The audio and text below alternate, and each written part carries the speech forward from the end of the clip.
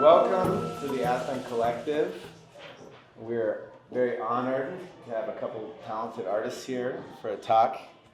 Nori Pao's artwork is on display. Leah Agater is going to introduce and do a quick discussion about the show on hand. We've been very privileged to showcase the most talented artists in the Roaring Fork Valley. And this is our first real show about ceramic artwork. And it's great to get fresh art and interesting new ideas about what art can be. And so with that, I will let you guys take it. Thank you. All right. Hello, everyone. Well, I guess to just preface the talk by saying that Nori and I have known each other for about 7 years. And we've done a few artist talks together. We've kind of started this dialogue. We met when Nori was a resident at Anderson Ranch in 2017, and I was doing an internship there, and Nori was a resident in the ceramic area. And we definitely had this draw to each other's practices. And then when she moved back to the Aspen area, just became good friends. And I feel like we've really been able to develop our practices together. Yeah. But when I met you, I knew you from this perspective of ceramics at first. And then as I got to know you, I learned that your practice takes on many different forms. You've done drawing, you've done video animation, photography, ceramics, installation, writing. But I think one of the most notable things about this show is that, not one of the most notable things, a notable thing about this show is that everything is ceramic. And I want to just start by having you talk about your relationship to ceramics and what clay as a medium does for your practice. So I think I consider clay my first love in the art realm. I actually started my first ceramics class when I was 6. I went to this really amazing school where we would have guest professors and teachers come in and teach us. So I had a professor who ended up being my professor in college come and teach like the 6-year-old. So he was a college professor, really established in ceramics. And I didn't remember that until I showed up my second semester in college. And he's like, I know you.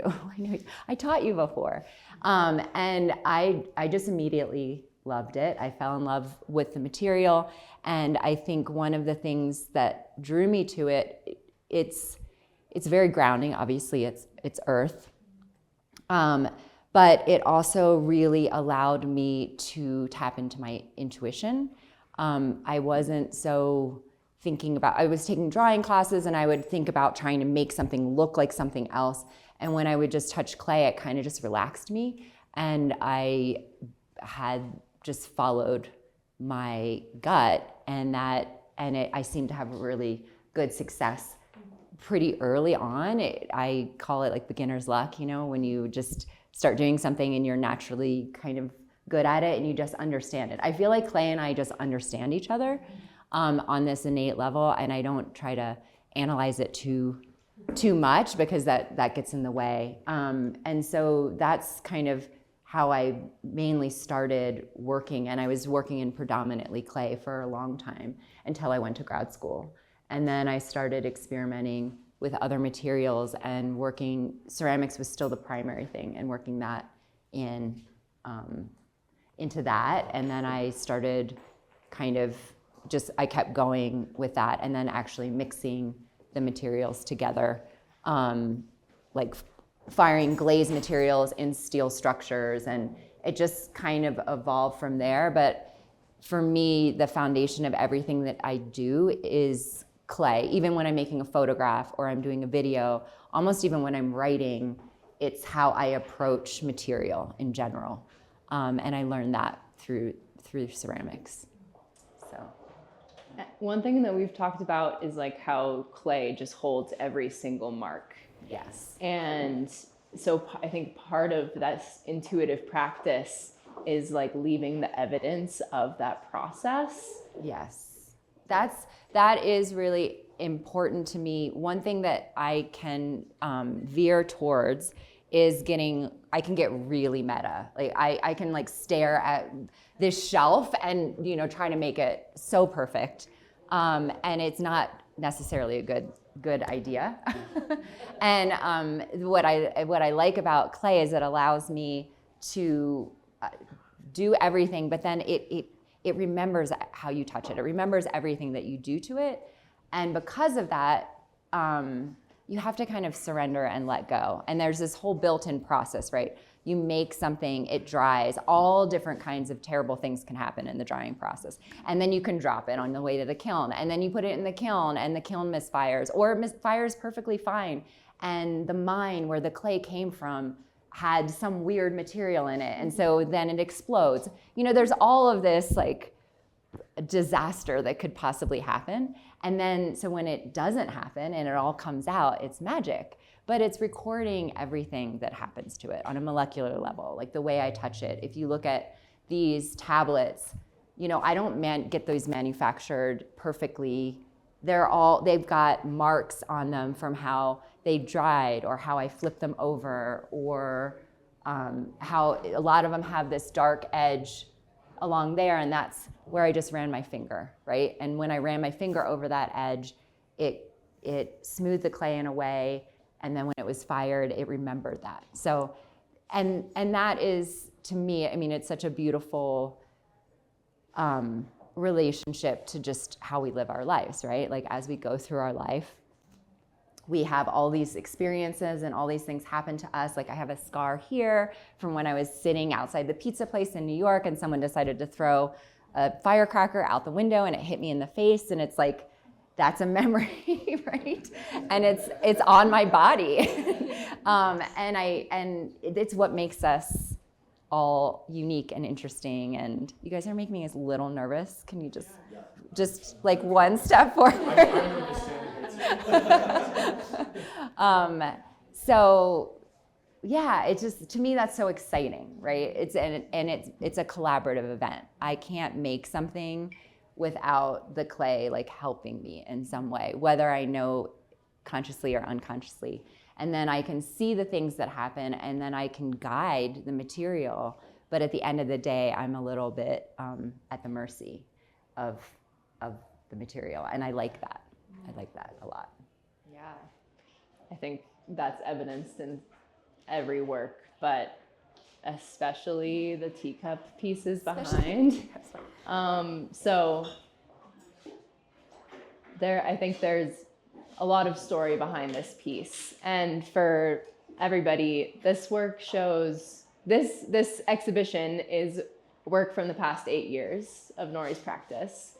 And this is the oldest piece in the show, correct? Yeah, this is the oldest piece in the show, and these were it's one piece, but each of them were kind of made at this different stage. So just to give you the background, this is china from my grandmother that was passed down to my mom, and my mom didn't want it. She's like, didn't really want to have much of that family history, wasn't important to her. She really rebelled. My grandmother was a very traditional woman, like chased my mom around and made her shave her legs, and my mom was like a tomboy and didn't want to, didn't like, you know, she was a 70s hippie. She didn't want to deal with, you know, being married and having china and all of that kind of stuff, and that her mom kind of pushed down her throat a little bit. So she was just going to throw them away or give them to the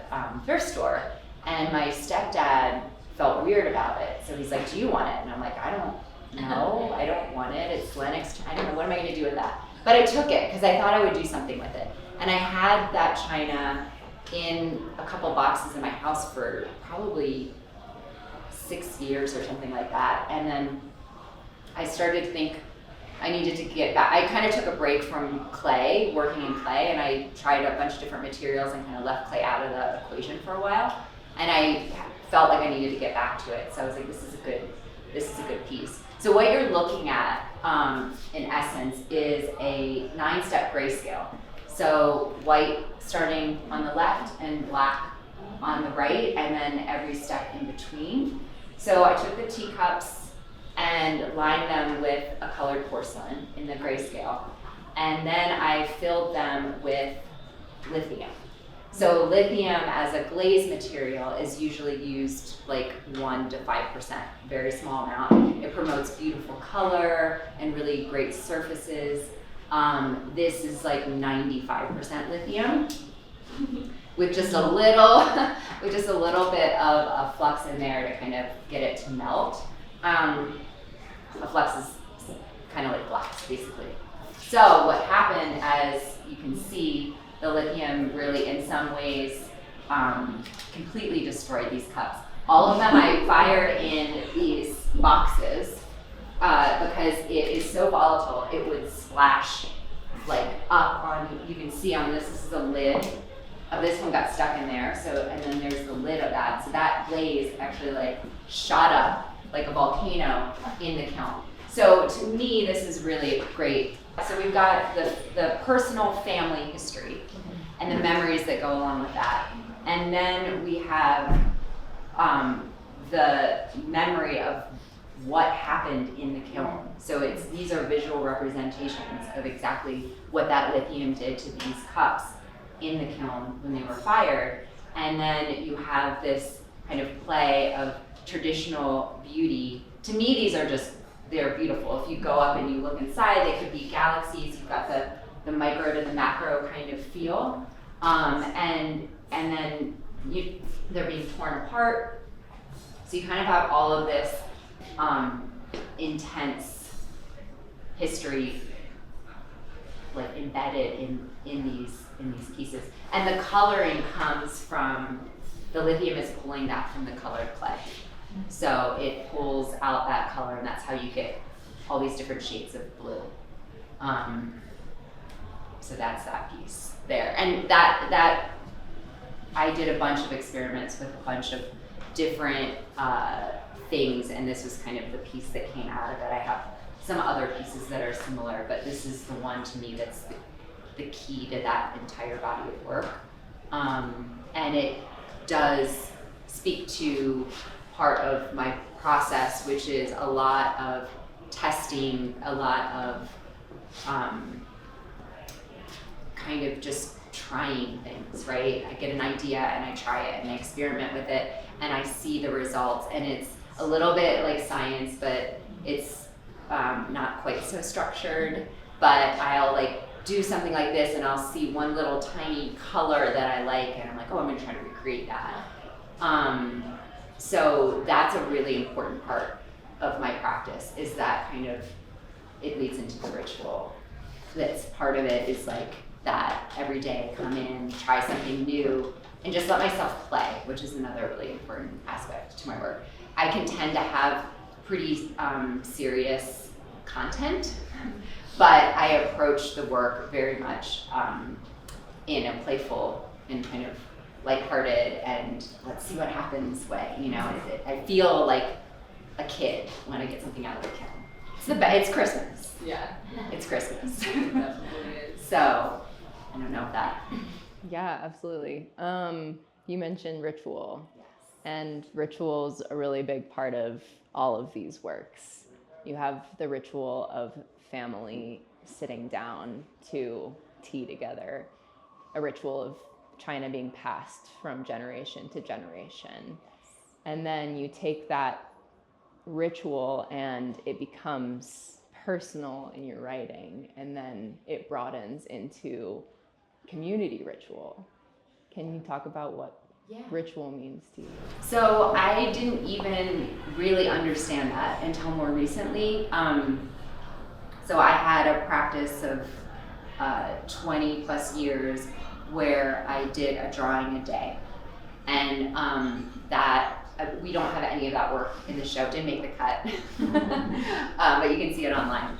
So the drawing a day, that was something I started because I didn't have a studio space and I needed to keep active and I wanted to work. And I thought, if anything, I can sit down for drawing a day. And it was really important to me for that drawing to be, for me not to fuss over it. Again, like when I would draw in school, I'd get so worried about if it looked right and erasing and all of that kind of thing. So I would draw in pen intentionally so that I didn't do that. And so that became, if I don't make any art a day, I can sit down for 5 minutes and make a drawing. And sometimes those drawings would be 2 hours, and sometimes they would be 1 minute, like just a line or a word or whatever. And it was really nice because I had that foundation and that structure that I could create within, but within that, in those parameters, I could do whatever I wanted. And so as a project evolves over 20 some years, I did other things. I made some clay ones. I moved from doing it for a day and moved into doing it for a month. And so ritual is very much a part of just how I live my life, but I wasn't really aware of it until I decided to end that project because I had started writing. And writing had naturally just kind of taken the place for that. I wasn't excited to make the drawings anymore. I was excited to sit down at the end of the night with a cup of tea and do my writing. And so I transitioned away from that, and what the writing led me to was I was able to expand that ritual beyond my own personal experience and start to move it outside to other people. And then I started to work with leading people through kind of these participatory performances. And that leads us to the next question. Yeah. Naturally. So the first ritual is the title of the show, that piece. So the piece right behind you, we said it was all clay show. That's a little photograph there. So that tablet, that's the title of the show. Your past is not your present is not your future. That came from a project I did 2 years ago with the Aspen space station, where I led participants through, I basically, the concept for that summer was thinking about the future in 200 years. And so what I did is I led people through creating messages to themselves in 200 years. So we sat down, I read them a story that I wrote, and then we inscribed the clay, and then those tablets I took back, I fired them, and then there's a ceremony where they were wrapped in burlap and sealed and then buried. And so with the idea that they'll be dug up for 200 years. So that was the first time that I actually brought together my writing, clay, and ritual in a forum for others to participate in. And it was a really exciting project for me to do and to get a chance to do. And part of the story that I wrote, the story was about a young girl who basically has an experience and chooses, realizes that she can choose something different for her life, right? She was 9, so, but she's real smart. And that saying, your past is not your present is not your future, to me sums that up. So during the ritual, when people would hand over their tablets to me, I would stamp them with that mark, and those were the words I would say back to them. And that kind of sums up. I had a really difficult time writing for this show because I'm like, that says everything that I want to say in that sentence, which is pretty cool. But that's kind of how that came to being. And it's a really important piece for me because I then started leading these other rituals, and that leads us into that little situation happening over there. Yeah, tell us about mama egg and baby eggs. Yeah, mama egg and baby egg. So this piece is, the egg is also representative of the world, the big egg there. And that clay is very, very special. We don't have the piece here that relates, we have this piece kind of relates to it. That clay was clay that I made when I was in the Netherlands, and it was a day drawing. It had all these different colors. I shipped that all back with me because I had room in my crate, and you pay by crate, you don't pay by weight. So I shipped all this clay back with me, and I used it in an animation that this came out of, and we can talk about that later. But that I had all this extra clay left over, and I had this idea that I wanted to create something and use the rest of that clay. It would be, this clay has traveled the world, right? It was in the Netherlands, it was born in the Netherlands. I touched it, it came back. It's been with me for 5 or 6 years. So the egg basically represents the world or the moon or a star. And what I'm asking everyone to, and you guys can do it tonight if you like, is write your biggest wish, dream, or hope for the world at large, and then one small action that you're going to take to bring that to fruition. And then you place that scroll inside the egg, and there will be a ceremony in a couple weeks where all of those will get burned inside the egg, and the egg's sealed up. And so then whoever ends up with that egg, it has a very important job of keeping everyone's world dreams alive. And then if you would like to participate, the smaller eggs, those are personal to you. So that's a one-on-one ritual that I do. There's 30 of those eggs. We have 8 left. This one there is mine, and she's fired already. And that egg, those eggs are unfired clay. We do a one-on-one ritual together where you write down your biggest dream, hope for yourself. And it's like the things that you might think about when you're a kid, something so big that you're maybe even afraid to say it out loud. And we place it inside the egg, and then I seal it up, and then those get fired, and the ash from those lays inside of the piece, and they become one with the piece. And I think of that as a North Star. We're changing it from an egg to your North Star. So when you sit down and you're trying to make a big decision in your life, you can look at that egg, and it's a reminder of what you really want, like big for yourself, dream big. So The other day, Nori and I walked up White Hill in Carbondale holding our eggs to watch the eclipse, the lunar eclipse. Yeah. And I have to say it was very potent. I already have quite a few people that have done eggs that have already seen the results of that. So I don't know. I attribute to the magic of the clay, I didn't really mean to do this because I did not actually use an egg to model it, but it feels just like a stone egg in your hand. It's a nice feeling. If anyone wants to touch it supervised, I would be happy to facilitate that. Yeah. So that's the newest piece, and it's still ongoing in this exhibition. So I'd love it if everyone wants to participate. And then the small eggs will be a part of the big ceremony that is going to come soon. And I'm supposed to say. I wonder if we can circle back and kind of touch on the tablets, because, okay, we have the family history ritual, we have community ritual. You did talk about personal ritual, but these poems are something else. They're a new facet of your practice.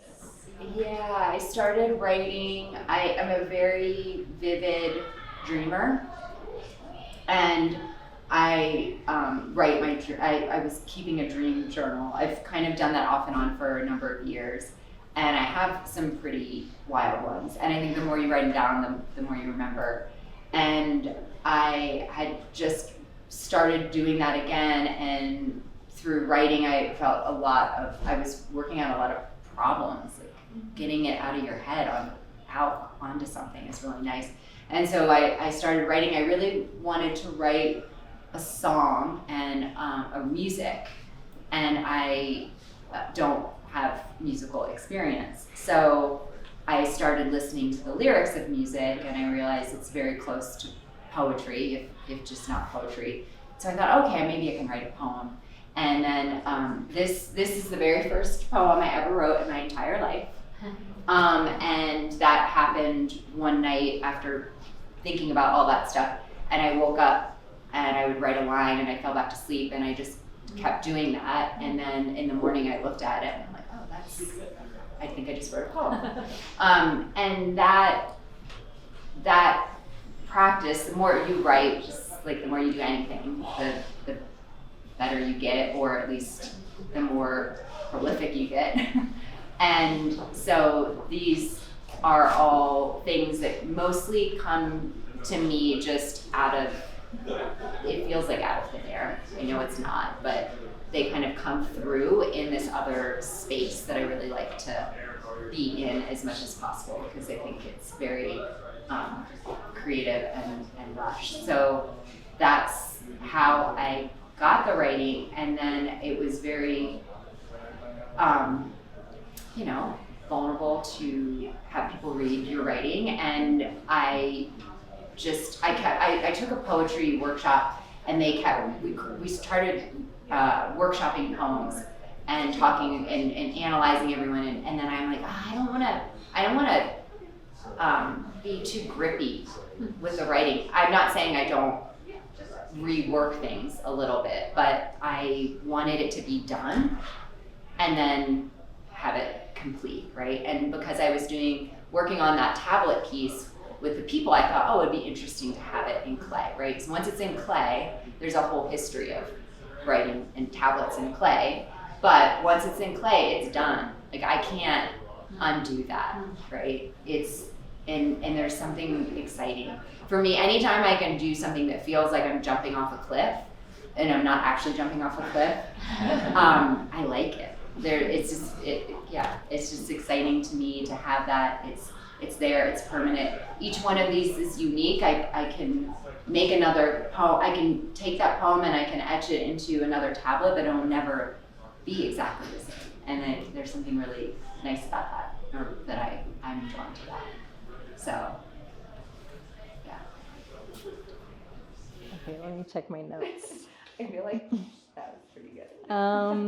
I guess the only other thing, which is like this huge hypothetical, is, okay, we have the past, we have the present. What's the future? Good question. I have been wanting to make a bunch of books, and then every time I think I'm going to have time to do that, I'm making another show, which is a really good problem to have, and I'm not complaining at all. But it would be nice to I've been going pretty hard with making for a couple years now, and a lot has come out of it, but it would be nice to have a little bit of time to kind of step back and look at the things that I've done and see what the next thing is. I'm really, really excited about the experience of doing these one-on-one rituals with people and bringing that out to everyone else, because I've found that it's really helpful for people, and it's something that then is very rewarding. It's a connection point between me and another human, and at the end of the day, that's really important to me and to my work. And it's nice to be able to have that one-on-one experience. People can come and look at this work when I'm not here, and that's lovely. But when I do a ritual with somebody, then we're both taking away a memory, right? And we're creating that together. So more of that. Can I ask a quick question? Yeah. Can you talk just briefly about this piece? So this, we probably have the video that we can, if anyone's interested, we can show the video of it. This piece came out of a video that I had in my exhibit last year at the art base. So part of that whole making all the different colored clay and making the egg and all of that clay was because I was trying to build my brain out of clay. And it was awesome. And I was successful. I was successful at it. And it took many different versions of it, but the one I landed on was an animation, a video. So you see me, this is the very beginning of the video where I lay down the clay. I'm not actually, you don't see me, it's animation, so it's just the clay's moving. But I lay down the clay and I'm essentially drawing a map of my brain. So that's what this is. And then that dries and it cracks and it moves off camera, and then I start actually building my brain out of clay that then gets covered in gray matter and then rolls off camera to do something at a later date. But this drawing, when I didn't know I was going to do this when I sat down and draw it. I storyboarded it out because it was the animation was going to take me probably 2 weeks to shoot. And so I'm like, you better have a plan, because sometimes I don't have a plan. Well, oftentimes I do not have a plan. I have an idea, but I don't have a plan. And I'm like, okay, had it all storyboarded, and then I immediately turned the camera on and I did something completely different, which was lay down all this clay and make this drawing. And so I thought, oh, this is important. So I pulled it apart and fired it, and then and here it is. So this is how it cracked when it dried. So this is the memory of the concrete that it dried on, how it cracked, the air touching it, my brain, and then my hands. So it's kind of a self-portrait in a way. yeah, I would say that's probably a good kind of all of this is. Yeah. In a weird way, but or not so weird way. But yeah, I think that's a good place to end. Yeah, and one of the things I just want to say, both of these artists have really like reinvented my appreciation for what art can be. Both of you have so much depth and theory behind your art, and I love hearing you guys talk about this. Thank you for explaining everything. Yeah. And, we're honored to have these artists in the Valley, and supporting them is what we do here at Aspen Collective. So I want to thank you both. Thank you. Appreciate it.